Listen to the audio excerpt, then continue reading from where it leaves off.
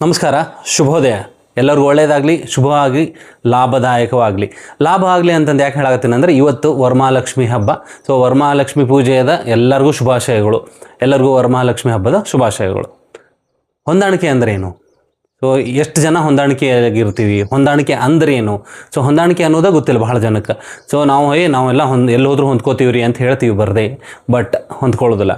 So for example, ಈಗ ನೀವು ಉದಾಹರಣೆ ತಗೋರಿ, ಗಂಡ ಹೆಂಡತಿ ಹೊಂದಾಣಿಕೆ ಇರ್ತೈತಿ? ಇಲ್ಲ, ಜಗಳ ಇರ್ತೈತಿ. ಬಟ್ ಹೊಂದಾಣಿಕೆ ಇರೋದ್ರಿಂದ ಅವ್ರು ಕೂಡಿರ್ತಾರೆ.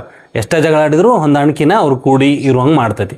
ತಂದೆ ತಾಯಿ ಹೊಂದಾಣಿಕೆ ಬೇಕು, ಮಕ್ಕಳ ಜೊತೆ ಹೊಂದಾಣಿಕೆ ಬೇಕು. ಸೊ ನೀವು ಸಹೋದ್ಯೋಗಿಗಳ ಜೊತೆ ಹೊಂದಾಣಿಕೆ ಬೇಕು.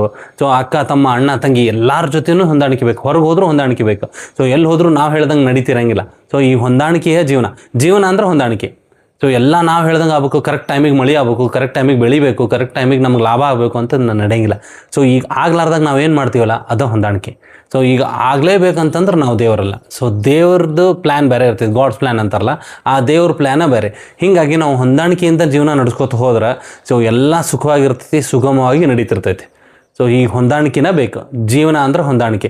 ಸೊ ಎಷ್ಟು ಹೊಂದಾಣಿಕೆ ಬೇಕು ಅಂತಂದ್ರೆ, ನಾವು ತಪ್ಪು ತಿಳ್ಕೊಳ್ಳೋದು ಅಥವಾ ಈಗ ಏನೇ ಆಗಲಿ ಪರಿಸ್ಥಿತಿ ಬಂದಾಗ, ಎಂಥ ಪರಿಸ್ಥಿತಿ ಬಂದರೂ ಅದರಲ್ಲಿ ಹೊಂದಾಣಿಕೆ ಮಾಡುವಂಥ ಮನಸ್ಥಿತಿ ಇರ್ಬೇಕು ನಮಗೆ.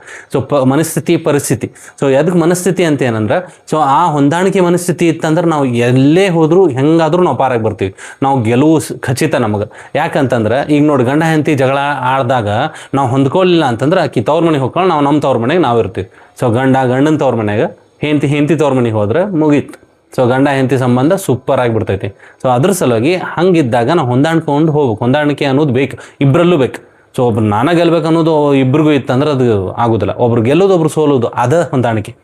ಸೊ ಈ ಮಕ್ಕಳ ವಿಷಯದಾಗ ಹಂಗೆ, ಈಗಿನ ಮಕ್ಕಳು, ಈಗಿನ ಜನ್ರೇಷನ್ ಏನೈತಿಲ್ಲ, ಅವ್ರ ಕಾಲಮಾನ ಬೇರೆ, ನಮ್ಮ ಕಾಲಮಾನ ಬೇರೆ. ನಾವು ಹೇಳ್ಬೋದೇ, ನಿಮ್ಮ ಏಜ್ ದಾಟ್ಕೊಂಡು ಬಂದೀವಿ, ನಾವು ನಿಮ್ಮ ವಯಸ್ಸು ದಾಟಿ ಬಂದೀವಿ, ನಾವು ಶಾಲೆಗೆ ಹೋಗಿ. ಆವಾಗಿನ ಕಾಲ ಬೇರೆ ಇತ್ತು.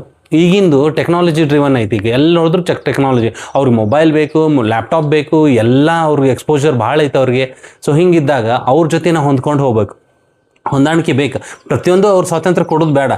ಸ್ವಾತಂತ್ರ್ಯ ಅಂತೇಳಿ ಅವ್ರು ತಿಳ್ಕೊತಾರೆ, ನಮ್ಮ ಕಟ್ಟಿ ಹಾಕಿರಿ ನೀವು ಅಂತ. ಹಂಗಲ್ಲ, ಅಲ್ಲೂ ಹೊಂದಾಣಿಕೆ ಬೇಕು. ಅವ್ರ ಮನಸ್ಥಿತಿ ಅರ್ಥ ಮಾಡಿಕೊಂಡು, ಅವ್ರದ್ದು ಏನೈತಿ ಅದನ್ನು ತಿಳ್ಕೊಂಡು ನಾವು ನಮ್ದು ಏನು ಹೇಳೋದು ಒಂದು ಬೇರೆ ರೀತಿ ಹೇಳ್ಬೇಕು. ಅದ ಹೊಂದಾಣಿಕೆಯಾಗಿ ಒಂದು ಬೇರೆ ರೀತಿ ಹೇಳಿದ್ರೆ ಅವ್ರು ಅರ್ಥ ಮಾಡ್ಕೋತಾರೆ. ಸೊ ಎಲ್ಲರಿಗೂ ಒಳ್ಳೇದಾಗಲಿ, ಹೊಂದಾಣ್ಕೊಂಡಿರೋಣ. ಹೊಂದಾಣಿಕೆಯೇ ಮುಖ್ಯ. ಸೊ ಜೀವನದಾಗ ಹೊಂದಾಣಿಕೆ ಇಲ್ಲ ಅಂತಂದ್ರೆ ಜೀವನ ಅಲ್ಲ, ಎಲ್ಲನೂ ಕಷ್ಟಕರವಾಗೇ ಇರ್ತೈತಿ. ಎಲ್ಲರಿಗೂ ಒಳ್ಳೇದಾಗಲಿ, ಶುಭವಾಗಲಿ, ಲಾಭವಾಗಲಿ. ಬಾಯ್ ಬಾಯ್.